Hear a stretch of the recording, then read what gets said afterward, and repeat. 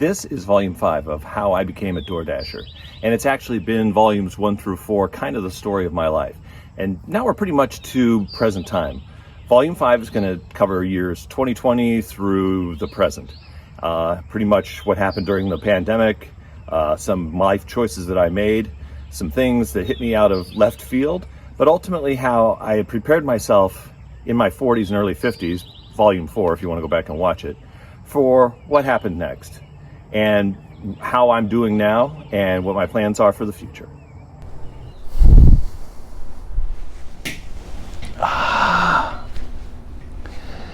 All right, so we're nearing the end of these videos. We're going to talk about 2020 and beyond.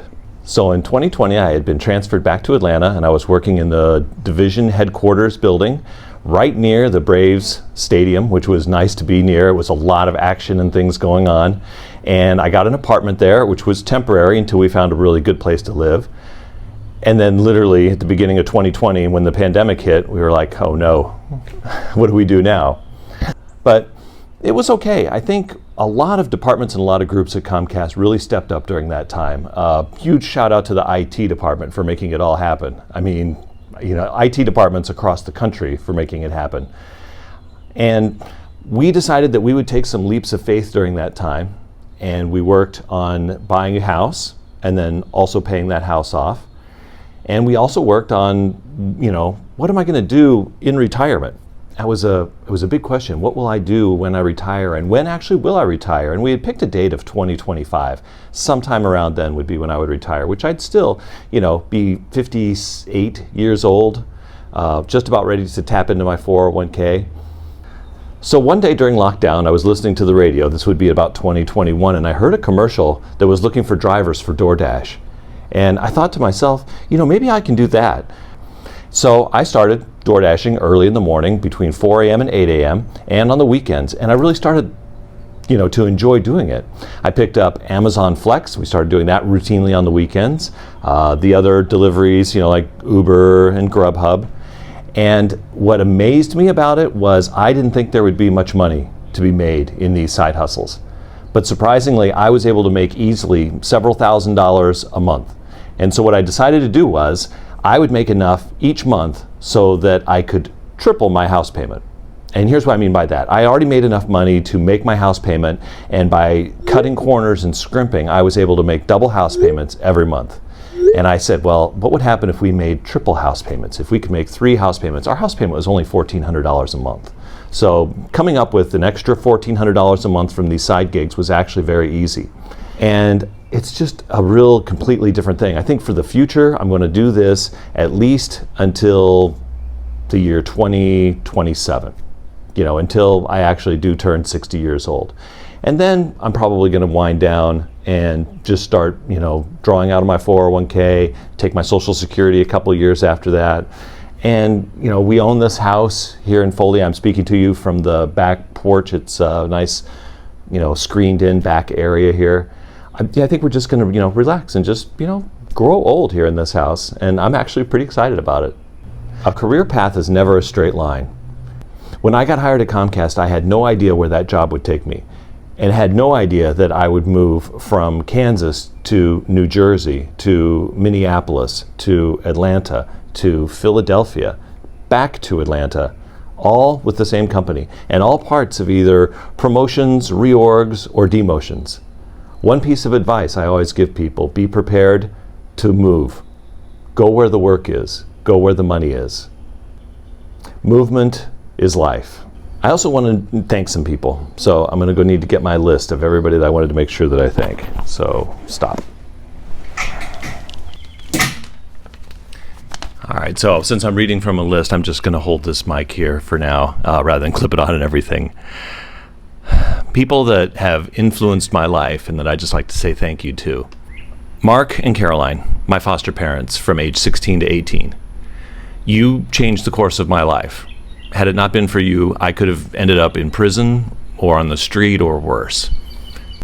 Thank you, Mark and Caroline, for reshaping those 2 years of my life, introducing me to Jesus Christ, and setting my path on a righteous course. Doug And I'm not going to mention last names, so Doug, last name M. You know who you are if you're watching this video. You've been my friend since the late 80s. You've always been there as a friend to support me through decades of time. Thank you for being a good friend. Sue from Cox Cable. Thank you, Sue, for starting me on the career with Cox. It was a very long yet lucrative career in the cable industry. And thank you for introducing me to my second wife, Joanne.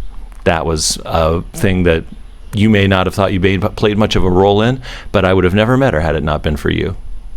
Doran, also from Cox in Omaha. Doran, thank you for hiring me instead of Phil. You took a chance on me, just a cable installer, and you were able to mentor me and train me and teach me a lot of the things I needed to further my career in the cable industry. And after I left Cox, you were still a good friend. Earle. Earle's the person who hired me at COMCAST. Earle, you took a chance on me, and maybe it was just because you knew I had worked for Doran, and Doran made somebody cry up in the at-home knock back in the days, but I'm glad you did, because you took a chance on me at a time I really needed it, and also at a time I was really prepared for it. It was a time when I had just become clean and sober and wanted to turn my life around, and sometimes just wanting to turn your life around isn't enough. Circumstances have to present themselves, or you have to go looking, and I'm just glad you were there at that time. Thank you for taking a chance on me. I think you were only my boss for 2 or 3 months officially, but we still talk today. Peter, you're also a mentor to me, Peter. When I first started, you were in Chicago, and we worked to fix a speed problem. And it was always great how you always gave me opportunities when you were my boss, or even when you were just on the peripheral of being my boss. I really am thankful that I had you as somebody who I could look up to and be a mentor. Frank. And Frank's last name is a food that you might get from Papa John's. Frank P. I gave a little bit of an extra clue because I'd really like it if Frank saw this. Frank, you had a 5-minute conversation with me that was an attitude adjustment back in 2005, might have been 2006, that I really needed. At that point in my life, I really thought that the world owed something to me. And even though I was clean and sober, you reminded me that COMCAST was doing right by me and that I shouldn't be so down on this employer. I should actually be a lot more appreciative. And literally that 5-minute conversation changed the entire way I looked at my job. And I'm glad that you got to me when I was in my first year there, because it really helped me further my career. I always took chances and always put myself on the line for COMCAST because of what you said to me. So thanks, Frank. Joanne S. This is the Joanne that I first worked with in Atlanta, and then she took a job, I think, in Florida, maybe, and then we were also worked together in Philadelphia at headquarters. I knew more than one Joanne S. So I'm just making sure that the right one knows I'm talking about her. I have her listed here as an angel and a confidant. Joanne had the strange abilities of every time I was in a bind or a pinch or didn't know what to do next or needed advice, for some reason she would just pop up. And I especially remember in 2019 when I just happened to bump into her in the break room, and I was in the process of getting myself moved back to Atlanta, and I didn't really know what to do at that point. She gave me, again, really great advice and just has always been there when I needed her. God just sent her to me at those times, so thank you for being there for me, Joanne, when I needed that little piece of advice now and then. Ian. And Ian probably wouldn't mind if I used his last name, but I don't know a lot of Ians. Ian knows who he is. He was my best friend, and I don't have a lot of best friends. He was my only friend, you might say, when I lived in Atlanta. For more than a decade, I could always come into his house and he could come into my house. We trusted each other with his children, my animals, their animals. And we also trusted each other with our secrets and anything we wanted to talk about. Ian, you also helped me learn how to be a good friend again. Because I know that there were times that you had some struggles, and I was glad that I could be there for you. And I know that you've always been there for me also. Thank you, Ian. Aaron. Aaron's no longer with the company, just like me. And Aaron and I had been friends and had worked together almost my entire time at COMCAST. Aaron threw me a lifeline at almost the end of my career with COMCAST, brought me back to Atlanta, and I am so appreciative of that.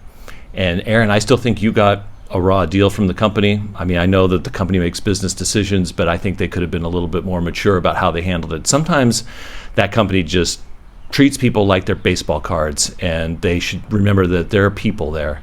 And you always treated me as a human being and as an individual. And last but not least, Thom. No matter how you spell your name, Thom, you basically helped me during that COVID period of time. And I feel like you and Andy wasn't on this list, but I think both of you and Andy, you did a lot of covering for me. And I appreciate that. And I hope that someday I can make it back to you guys, because while I did pour my heart into that company, I know at the end my heart just wasn't in it anymore. So I'm glad that you guys were around. Thanks for listening to this series of videos. Jeffrey Ross, aka Side Gig Guy, out.